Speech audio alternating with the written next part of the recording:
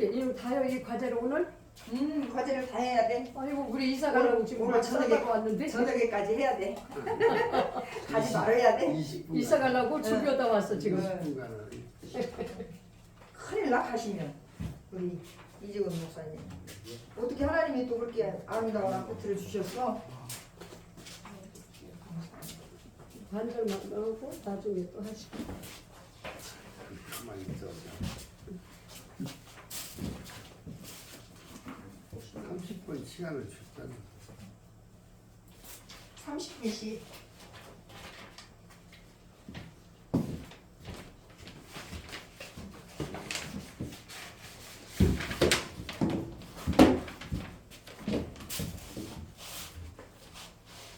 그러니까 한꺼번에 하지 말고 두 사람씩, 세 사람씩 그렇게 하면 좋겠어. 약간.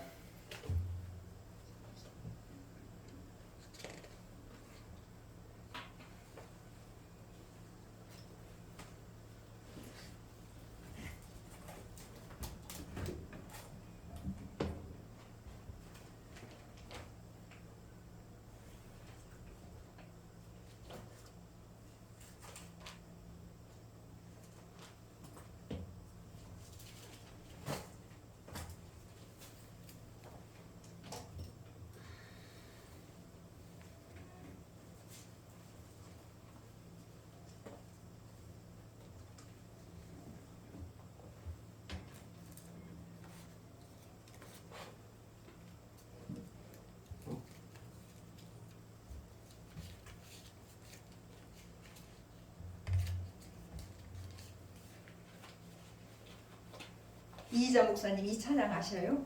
하나님의 은혜. 이 찬양이 하나님의 은혜라는 찬양이 엄청 은혜로운 찬양이 있더라고요. 우리 찬양 한 장 부르고 합니다.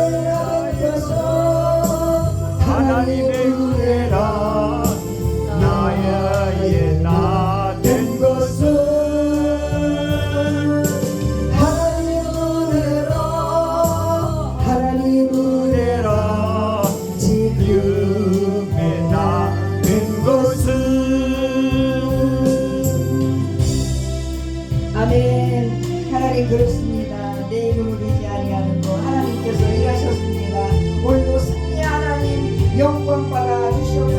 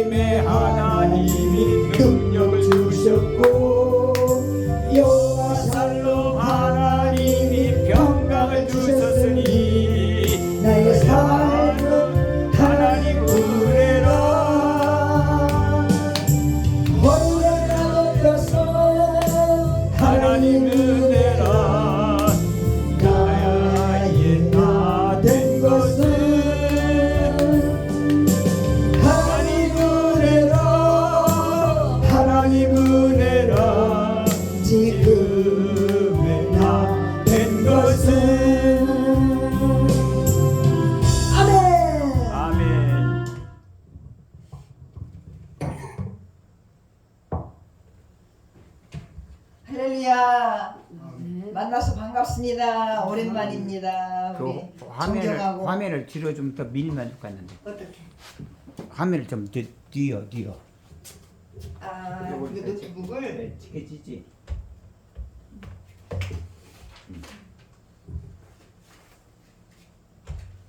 이제 가게 이거 되나? 예, 거의 됐어요. 우리 대선배님 그냥 이재근 목사님, 이희자 목사님 또 귀한 말씀 은혜 받고 이제 또 이렇게 또 우리 계시록 말씀을 또 잠시 전하려고 합니다. 성령 하나님 조명하여 주실 걸 믿습니다. 예. 제가 유인물 드렸죠. 같이 읽으면서 우리 공부하는 시간을 갖겠습니다. 오늘 제목은 예수 그리스도의 계시다. The Revelation of Jesus Christ. 오늘 본문 말씀은 요한계시록 1장 1절에서 11절까지 우리 같이 교독합니다. 1장 1절에서 11절까지 제가 먼저 읽습니다. 예수 그리스도의 계시다. 이는 하나님이 그에게 주사 반드시 속히 일어날 일들을 그 종들에게 보이시려고 그의 천사를 그 종 요한에게 보내어 알게 하신 것이다. 요한은 하나님의 말씀과 예수 그리스도의 증거 곧 자기가 본 것을 다 증언하였느니라. 이 예언의 말씀을 읽는 자와 듣는 자와 그 가운데 기록한 것을 지키는 자는 복이 있나니 때가 가까움이라. 요한은 아시아에 있는 7교회에 편지하노니 이제도 계시고 전에도 계셨고 장차 오시리와 그의 보좌 앞에 있는 7영과 또 충성된 증인으로 죽은 자들 가운데서 먼저 하시고 땅의 임금들의 머리가 되신 예수 그리스도로 말미암아 은혜와 평강이 너희에게 있기를 원하노라. 우리를 사랑하사 그의 피로 우리 죄에서 우리를 해방하시고 그의 아버지 하나님을 위하여 우리를 나라와 제사장으로 삼으신 그에게 영광과 능력이 세세토록 있기를 원하노라. 아멘. 7절입니다. 볼지어다 그가 구름을 타고 오시리라. 각 사람의 눈이 그를 보겠고 그를 찌른 자들도 볼 것이요 땅에 있는 모든 족속이 그로 말미암아 애곡하리니 그러하리라. 아멘. 주 하나님이 이르시되 나는 알파와 오메가라. 이제도 있고 전에도 있었고 장차 올 자요 전능한 자라 하시더라. 나 요한은 너희 형제요 예수의 환난과 나라와 참음에 동참하는 자라. 하나님의 말씀과 예수를 증언하였으므로 말미암아 반모라는 섬에 있었더니 주의 날에 내가 성령에 감동되어 내 귀에서 나는 나팔 소리 같은 큰 음성을 들으니 11절 같이 읽습니다. 이르되 내가 보는 것을 두루마리에 싸서 에베소, 소므라, 보가모, 두아디라, 사데, 빌라델비아, 라오디게아 등 7교회에 보내라 하시기로. 아멘. 네. 오늘 요절 말씀은 1장 1절로 같이 한번 우리 읽어봅니다. 시작. 예수 그리스도의 계시다. 이는 하나님이 그에게 주사 반드시 속히 될 일을 그 종들에게 보이시려고 그 천사를 그 종 요한에게 보내어 지시하신 것이라. 아멘. 영어로도 쓰여 있죠. 우리 이희자 목사님이랑 우리 이재근 목사님 영어 배우셨잖아, 그렇죠? 같이 한번 읽어봐요. 자, 시작. The revelation of Jesus Christ, which God gave him to show his servant what must soon take place. He made it known by sending his angel to his servant John. 아멘. 만나서 반갑고요. 자, 우리 축복의 인사 한번 합니다. 축복합니다. 축복합니다. God bless you. 감사합니다. 축복합니다. 아멘. 환영합니다. 웰컴. 사랑합니다. 사랑합니다. I love you. In our Lord Jesus Christ. 주 안에 사랑합니다. 진심으로. 예수 세계 선교 10년 대부흥성에 초청해 주셔서 감사합니다. 아멘. 자, 우리 목사님들이 더 잘 아시고 또 이 계시록에 대해서 많이들 이렇게 강의들을 하고 그러시는데 우리 이제 서론부터 한번 저가 공부한 거를 이제 자세하게 이렇게 한번 유인물을 드렸으니까 한번 읽어보시고 중요한 것만 제가 이렇게 말씀해 드리겠습니다. 자, 요한계시록의 서문이라고 할 수 있는 오늘 본문에서 사도 요한은 이 글의 성격을 계시하고 있어요. 1절에서는. 그리고 3절에서는 예언을 하고 있고 4절에서는 서신으로 소개하고 있습니다. 그래서 요한계시록을 어떻게 이해할지에 대한 사도 요한의 직접적인 설명이라고 볼 수 있어요. 그래서 오늘은 이 말씀들을 중심으로 우리가 어떻게 요한계시록을 이해하고 해석해야 할지를 생각해보는 그러한 시간을 갖겠습니다. 자, 이 쓰여진 곳은 바로 에게의 반모섬입니다. 사도 요한은 하나님의 감동으로 예수님의 그 성령의 감동을 받아서 신비로운 경험을 하게 되는데 사도 요한에게 나타나신 예수님의 본발을 기록하여 교회들에게 보내라는 지시를 하십니다. 그의 첫 번째가 요한계시록 예수 그리스도의 계시죠. 그래서 1절에서 예수 그리스도의 계시라는 말을 할 때 이를 어원적으로 보면 예수 그리스도에 관한 계시라는 의미와 예수 그리스도로 말미암아 주어진 계시라는 뜻이죠. 그래서 어떤 뜻이 맞을까에 대한 신학자들의 의견이 있지만 성경을 전체적으로 계시록 문맥상으로 볼 때는 두 가지 의미 모두를 포함하고 있다고 볼 수가 있습니다. 그래서 요한계시록은 예수 그리스도에 관한 about 계신 동시에 예수 그리스도로 말미암아 바에 주어진 계시이기 때문입니다. 전달자가 예수님이시고 또한 주인공이 예수님 자신이라는 뜻입니다. 아멘. 복음서가 초림의 주님에 관해 알려졌고 또 계시록은 장차 재림하실 예수님에 대해 알려주고 있습니다. 초림에 관한 말씀만 안다면 우리가 예수님에 관해 온전히 알고 있다고 할 수 없다는 거죠. 계시록의 말씀을 통해 장차 다시 오시겠다고 약속하신 그 예수님에 관해서도 우리는 알아야 하고 우리에 관해서 또 말할 수 있는 거죠. 두 번째는 계시에 해당하는 헬라 우리 아포칼립시스 영어까지 아포칼립시스 이거는 away from 거두어내다 그래서 뜻을 가진 아포와 장막이라는 뜻을 가진 칼립시스 이 두 하나가 합해져서 아포칼립시스 장막을 거두어내다 들춰내다 이제 지금까지 베일 속에 감추어져 있던 비밀을 드러낸다는 뜻입니다. 우리가 살펴볼 계시록의 말씀을 통해 우리는 지금까지 감추어져 있던 마지막 때의 비밀과 장차 세상을 심판하시기 위해 다시 오신 예수님에 대해 알 수 있다는 의미인 거죠. 그래서 이 의미, 이 계시록은 바로 드러난 책, 감추어져 있는 책이 아니라 드러난 책이라는 뜻입니다. 다니엘서를 기록할 당시에 예수님이 그를 봉함하라라고 다니엘서 12장 4절로 지시하셨지만 요한계시록을 기록할 때는 임봉하지 말라라고 요한계시록 22장 10절에서 말씀하셨습니다. 왜 그랬을까요? 그것은 바로 때가 가깝기 때문이라고 요한계시록 22장 10절로 말씀하고 있습니다. 임봉하지 말고 펼쳐놓고 부지런히 살펴봄으로 마지막 때를 사는 지혜를 우리가 얻어야 된다라는 말씀입니다. 아멘. 또 두 번째는 요한계시록은 예언이라는 거죠. 예언. 프로페테이아고 영어로는 프로퍼시 미래에 일어날 사건들을 미리 알려주는 것. 즉 하나님께로 받은 메시지를 선포하다 하나님으로부터 어떤 말씀을 듣거나 이상을 통해 본 사실을 말해주는 것. 그래서 하나님으로부터 직접 계시된 진리를 사람들에게 전하는 일을 가리키는 것을 의미하죠. 성경에는 여러 예언의 말씀들이 등장하는데 대표적인 그 예수님의 초림과 재림에 관한 예언입니다. 그래서 구약 성경에 보면 초림에 관한 예언들이 300가지 정도가 등장하는데 이 예언의 말씀들이 모두 문자적으로 또한 역사적으로 정확하게 성취되어 있음을 말하고 시사하고 있습니다. 초림에 관한 예언들이 이처럼 문자적 역사적으로 정확하게 성취된 것을 보았다면 종말과 재림에 관한 예언들도 문자적으로 역사적으로 성취될 것이라는 것을 우리는 믿어야 한다는 거죠. 아멘. 예.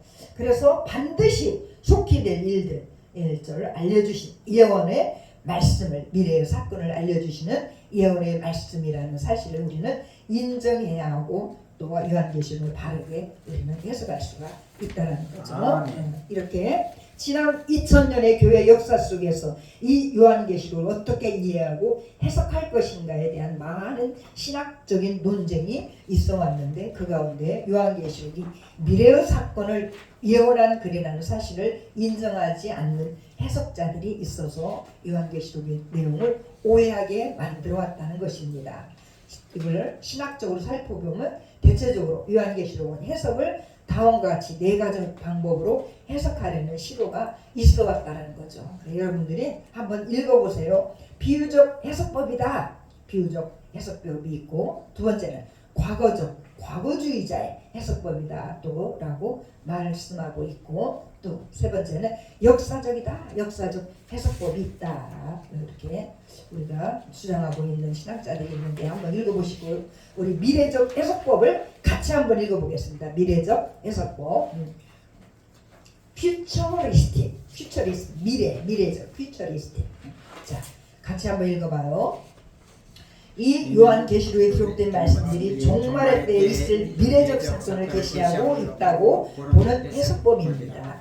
요한계시록이 서론에 해당되는 1장과 아시아 7교회에 보낸 개별적인 말씀인 이 3장을 제외한 4장부터의 말씀은 이 땅에서 교회의 시대가 끝난 뒤 펼쳐질 종말과 심판에 대한 예언이라고 보는 것입니다. 미래적 해석법을 주장하는 사람들은 계시록의 말씀들을 다른 성경들과 마찬가지로 철저히 문자적으로 해석하는 태도를 견지하고 있습니다.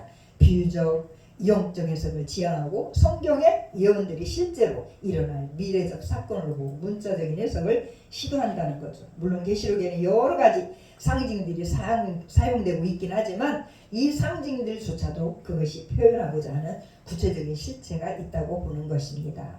미래적 해석법은 정상적 해석법, 노멀이라고 정상적인 노멀 해석법으로 불리기도 하는데, 계시록의 말씀도 다른 성경과 마찬가지로 문자적이고 정상적인 방법으로 해석해야 한다는 주장입니다.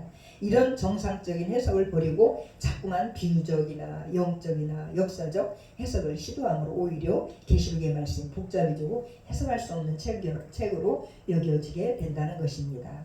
이제 사도 요한이 계시록을 예언의 말씀 3절이라고 분명히 선포했기에 계시록에 기록된 말씀을 미래에 일어날 예언적 사건으로 보고 그렇게 해석을 내려야 합니다. 과거의 사건이나 현재의 일들을 보여주는 상징이나 비유가 아니라 미래의 사건을 미리 알려주신 예언으로 보고 그렇게 해석해야 한다는 것입니다. 아멘. 또 세 번째, 요한계시록은 교회에 보낸 서신이죠. 서신서. 그래서 사도 요한은 이 글을 아시아에 있는 7교회에 보낸 편지로 소개합니다. 11절에 소개되는 7교회가 있죠. 소마나, 두아디라, 사대교회, 필라델피아, 라오디게아, 에서보드, 사빌라, 그렇게 앞서갔다면 이 7교회가 아시아는 7교회만 있었던 것이 아니죠. 이거를 대표적으로 이렇게 7교회를 선택한 것이고 교회들에게 보낸 서신입니다. 물론 본문에 소개된 7교회는 역사 속에 존재했던 지역에 있었던 우리가 알고 있는 그 교회들, 로컬 처치들입니다. 이 3장에는 이 교회들이 하나하나에 보낸 권면의 말씀들이 등장하죠. 그래서 이 3절에는 초대교회에 존재했던 여러 교회들 가운데 이 교회들을 택하여 말씀을 주신 것은 교회들이 가진 상징성과 대표성이 있기 때문입니다. 대부분의 신학자들은 본문에 소개된 7교회가 역사 속에 등장할 모든 교회들을 상징한다고 보고 있습니다. 요한계시록은 이런 교회들에게 보내신 개별적인 서신인 것입니다. 요한계시록의 수신자는 교회라는 것입니다. 요한계시록이 비록 오픈된 계시의 말씀이긴 하지만 교회 밖에 있는 사람들에게는 여전히 이해될 수 없는 개별적인 서신이라는 것이죠. 왜? 일반적으로 편지 안에는 그 글을 주고받는 당사자들만 이해할 수 있는 경험이나 사건이 포함되어 있습니다. 그래서 이런 내용들은 글을 쓰고 읽는 당사자가 아닌 제3자가 이해하는 데는 한계가 있다라는 거죠. 그래서 요한계시록은 교회에 주신 서신이기 때문에 그리스도의 신부인 교회가 아니면 바로 이해할 수가 없는 말씀들이 많이 등장한다는 것입니다. 대체 이 예언의 말씀을 읽는 자와 듣는 자가 지키는 자가 복이 있다라고 3절에서 말씀합니다. 아멘. 왜 그럴까요? 때가 가까웠기 때문이라고 말씀하고 있습니다. 유비무환이요 무비유한이라 미리미리 준비해야 된다는 거죠. 그래서 미래를 알고 준비하는 자에게는 환란이 없고 준비하지 않는 자에게는 환란이 닥친다는 뜻이죠. 지금 눈앞에 엄청난 재앙이 다가오고 있는데도 이를 깨닫지 못해 준비하지 못한다면 그것은 바로 결국 재앙으로 멸망할 수밖에 없다는 것입니다. 평소에 쓰나미가 밀려올 때 어떤 일이 발생하는지 배워놓아야 우리는 실제로 쓰나미가 밀려올 때 이를 깨닫고 빨리 높은 곳으로 대피해 목숨을 건질 수 있는 거죠. 어떤 분들은 마지막 때를 알리는 일들이 오히려 믿음 생활이 도움이 되지 않는다라고 말합니다. 왜? 종말에 관한 소식들이 성도들을 불안하게 만들어 정상적인 믿음 생활을 할 수 없게 만드니 잘못되었다라는 논리들도 있습니다. 과장되게 엄청 어마어마하게 본문 말씀과 다르게 그렇게 전하는 사람들이 있었죠. 그러나 저쪽에서 커다란 쓰나미가 몰려오는데 불안을 느끼지 않는 것이 정상적인 모습일까요? 우리는 잘 영적으로 구분해야 된다는 거죠. 예시를 보겠습니다. KBS 2011년 3월 11일에 일본에서 대지진의 여파로 쓰나미가 밀려올 때였습니다. 구살생으로 살아남은 사람들이 그때 일들을 회상하며 인터뷰하는 내용을 방영한 적이 있었습니다. 대부분의 사람들이 집 앞에 물이 도착할 때까지 쓰나미가 밀려온다는 사실을 모르고 있다가 피해를 입었다는 것입니다. 그나마 인터뷰에 응한 사람들은 구살생으로 생명을 건질 수가 있었지만 주변에 있던 많은 가족과 이웃들이 죽어가는 그 모습을 지켜볼 수밖에 없었다는 것입니다. 재앙이 밀려온다는 사실을 예측할 수만 있었다면 얼마든지 재앙을 피할 수 있었다는 거죠. 아멘. 아멘. 호세아 4장 6절에서도 말씀하십니다. 내 백성이 지식이 없어서 망한다 라고 말씀합니다. 종말의 때를 경고하시는 요한계시록의 말씀을 읽고 듣고 지키고 그 경고하신 말씀대로 행하는 자가 구원의 복을 얻을 수 있다라고 말씀합니다. 아멘. 다섯째, 이제는 5절부터 8절까지의 말씀을 통해 요한계시록의 주인공이요 또한 요한계시록의 전달자이신 예수님에 관해 소개한 말씀들을 살펴보겠습니다. 아멘. 첫 번째, 맨 앞에서는 예수님을 충성된 증인으로 소개합니다. 증인이 뭐예요? 증인은 하나님의 뜻을 전하는 자를 의미하는 거죠. 그래서 예수님의 공생의 기간 동안 여러 설교를 통해 하나님의 말씀을 가르치셨고 우리는 가르침을 받았고 또 십자가를 통해서 율법의 요구를 완성하셨습니다.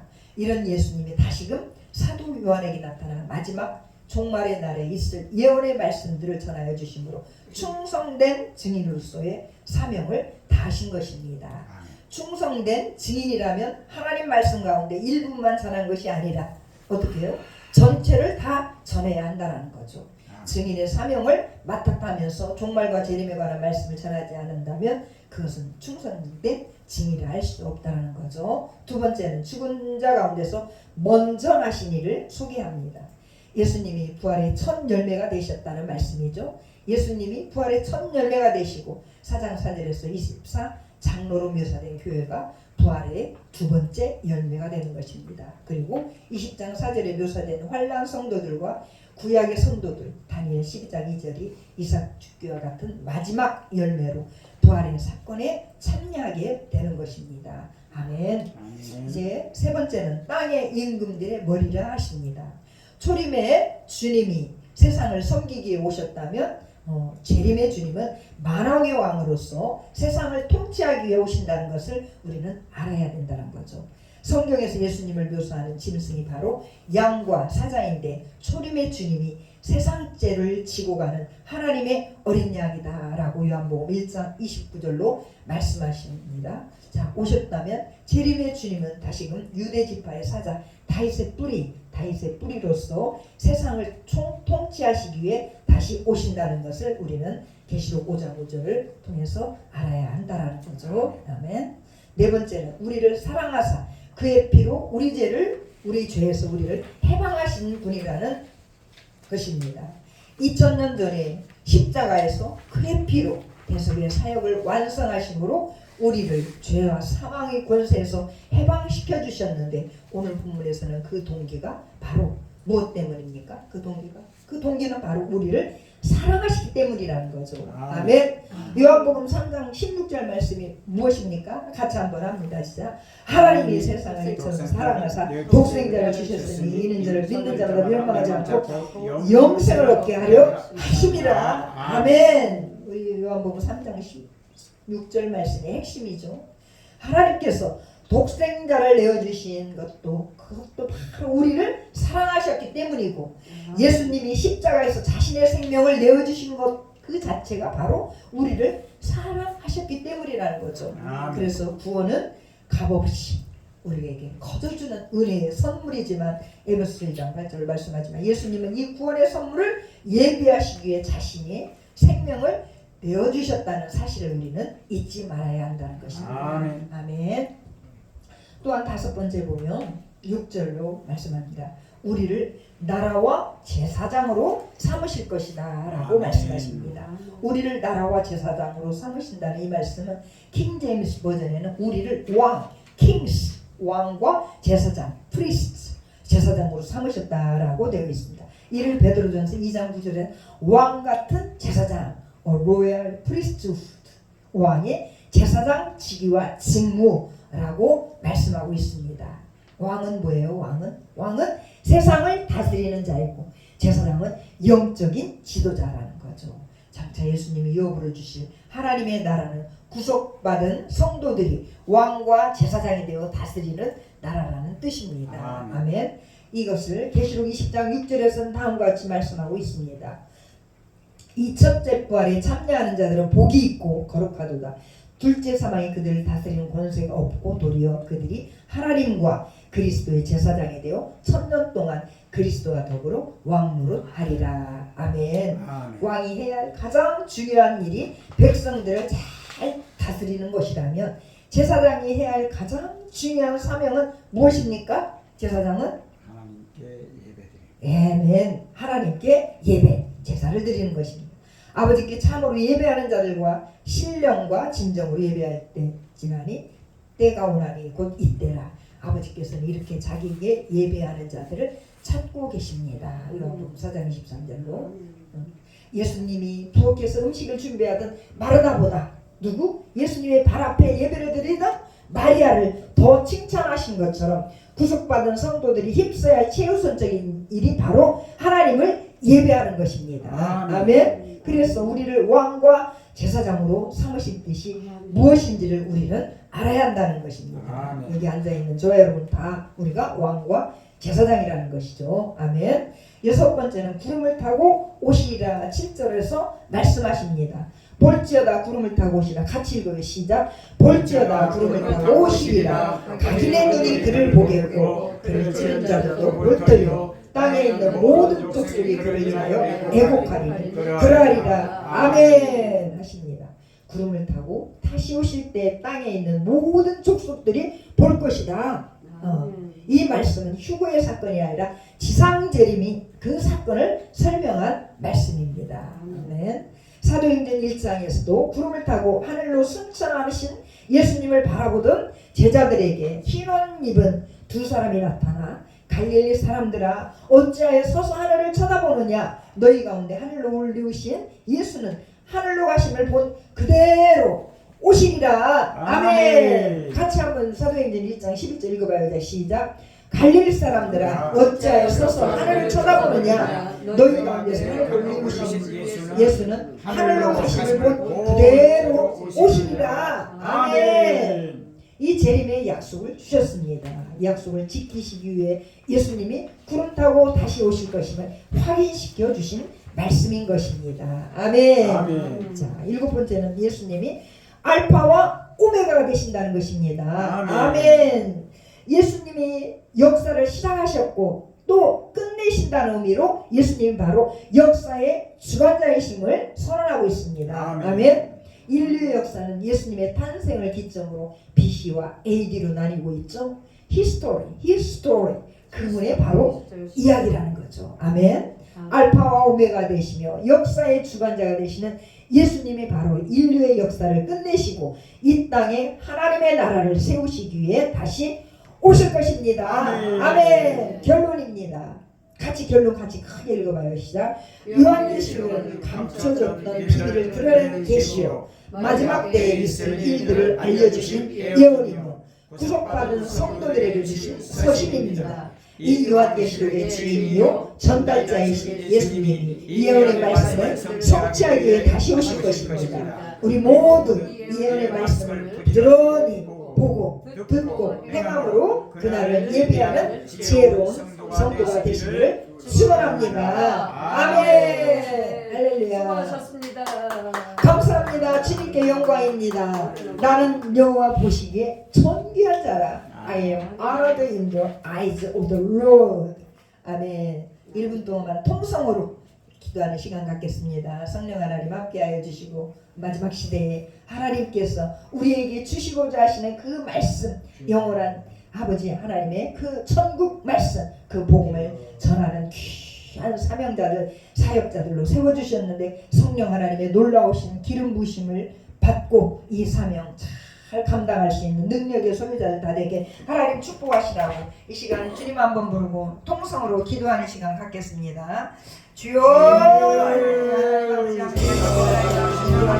아버지 주시옵소서. 성령 하나님의 놀라우신 능력과 은혜로 하나님 함께 하시고 우리를 하나님의 귀한 가능하실 때에 이 하나님 아버지의 진리의 말씀 생명의 말씀을 증거할 수 있는 사역자로 세워주셨사옵는데 주님이시여 도우시고 하나님 함께하여 주셔서 아버지 하나님 이 진리의 말씀 생명의 말씀을 어찌하든 하나님의 알과 우리가 알고 깨달아 성령의 충만한 가운데 이 메시지를 전달할 수 있는 전달자의 역할을 감당하기에 부족함 없기를 원합니다. 아버지 하나님 도와주세요. 아버지 하나님 인도하여 주세요. 저희는 부족합니다. 연약합니다. 부족합니다. 나약합니다. 미련합니다. 그러나 하나님 아버지께서 함께 하시면 할 수가 있고 하나님 아버지께서 우리에게 능력을 주시고 하나님 아버지께서 이끌어 주시면 우리가 할 수 있사오니 주님이시여 도우시고 아버지 역사하여 주셔서 아버지 앞에 선한 영향력을 끼칠 수 있는 능력의 지혜를 찾아내서 하나님 역사하여 주시옵소서. 하나님 아버지께서 우리 예수 세계 선교 10년 이 하나님 아버지의 선교 가운데 아버지 하나님 귀한 자들을 보내주시고 믿음의 말씀을 전할 자들을 보내주시고 필리핀 선교 사역을 위하여 애쓰고 수고하시는 우리 선교사님의 성령의 기름 부심으로 능력으로 권능으로 보내주셔 날마다 일마다 저와 복음 역사에게 더욱더 위대하게 쓰임받는 귀하신 선교사님에게 우리 좀 축복하여 주시옵소서. 성령 하나님 이 자리에 모인 우리 모두를 축복하시고 우리의 사역이 더욱더 열려지게 하시고 2025년도 새해에 일어나 빛을 발할 수 있는 능력 있는 하나님의 교회가 되게 하나님 역사하여 주시옵소서. 곧 일어나 달리라고 말할 수 있는 외칠 수 있는 능력 있는 하나님의 아버지와 사역자들 다 되게 우리들 역사하여 주시옵소서. 오늘도 하나님 사역을 전하고 있다면 주님 십자가 뒤에 감추어 주시옵시고 우리가 알아야 할 것들만 하나님 알게 하여 주시옵소서. 성령 하나님 함께하여 주시옵기를 간절히 빌고 소망하며 우리를 죄악 가운데서 구원하여 주신 사랑 많으신 예수 그리스도 이름으로 감사하며 기도드리옵나이다. 아멘.